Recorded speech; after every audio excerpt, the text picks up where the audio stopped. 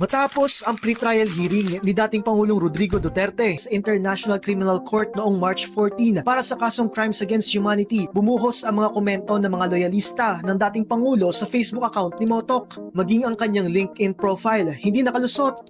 Ang inis na tanong ng iba kay Motok, sino ka ba para usigin si Duterte?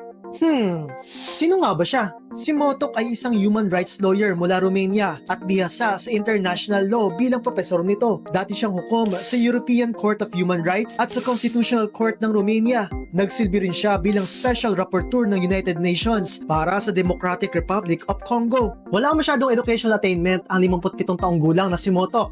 Well, maliban sa law degree at doctorate degree in ethics mula sa University of Bucharest sa Romania, master's degree at doctorate degree in international law, summa cum laude, mula sa Paul Cézanne University School of Law sa France at habilitation in law mula sa University of Paris Sud sa parehong bansa. Philosophy fellow din siya sa Institute for Human Services sa Germany at Yale School of Law sa Estados Unidos. Nakapagturo na siya sa kanyang alma mater, the University of Bucharest, New York University School of Law at St. Thomas University sa Estados Unidos at European Academy of Human Rights sa Italy.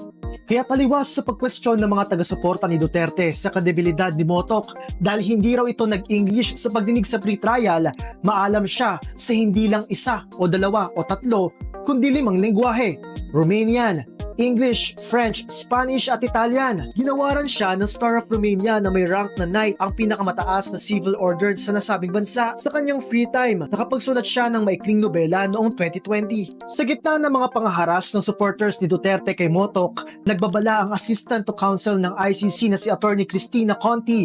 Posible raw kasi itong tingnan bilang pagtatangka na pakialaman ng galaw ng kaso at ikasama ng imahe ng mga Pilipino. Yun nga lang, binash na rin si Conti.